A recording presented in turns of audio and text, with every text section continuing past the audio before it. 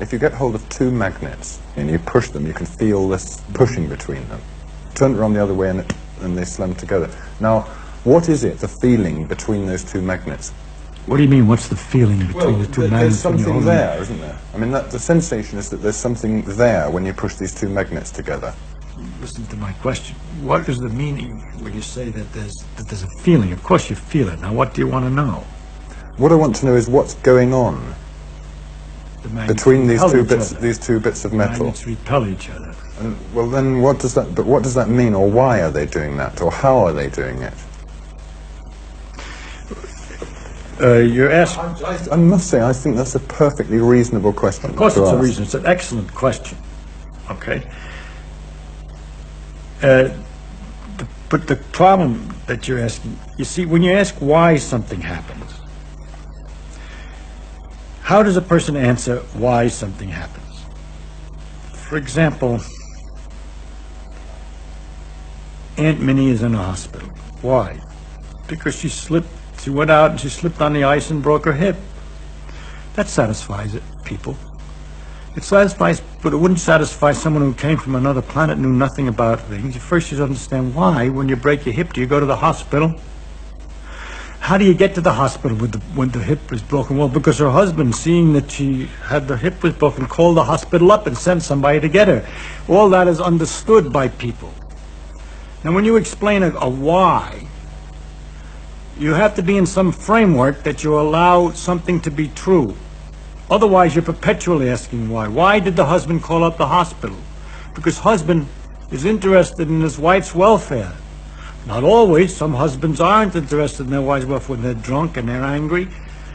And so you begin to get a very interesting understanding of the world and all its complications. In order to if you try to follow anything up, you go deeper and deeper in various directions.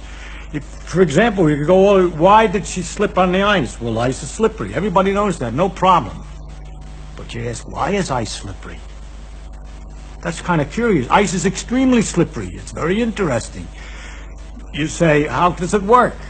So you could either say, I'm satisfied that you've answered me, ice is slippery, that explains it. Or you could go on and say, why is ice slippery?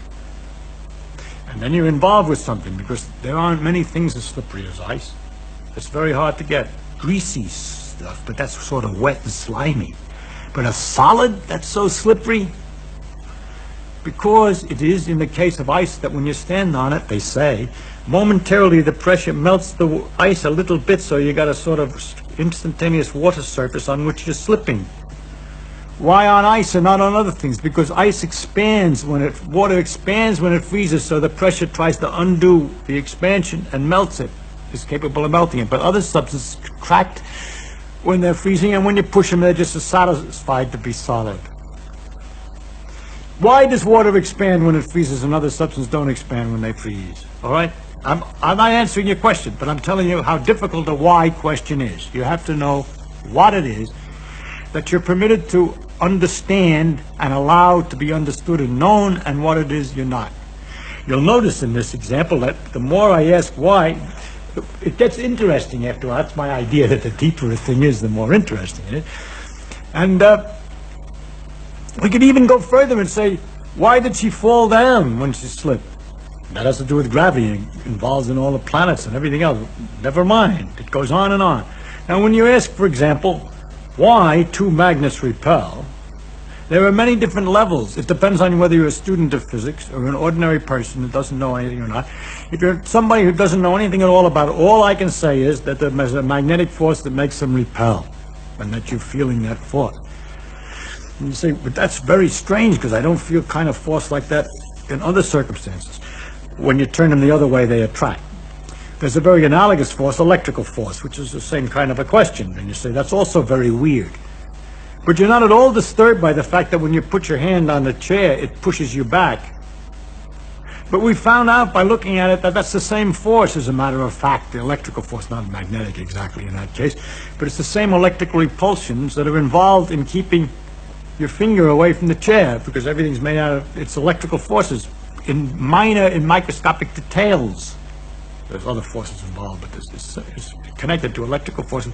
It turns out that the magnetic and the electric force with which I wish to explain these things, this repulsion in the first place, is what ultimately is the deeper thing that we have to start, what we can start with, to explain many other things that looked like they were, everybody would just accept them. You know, you can't put your hand through the chair, that's taken for granted. But that you can't put your hand through the chair when looked at more closely, why? It involves these same repulsive forces that appear in magnets. The situation you then have to explain is why in magnets it goes over a bigger distance than ordinarily.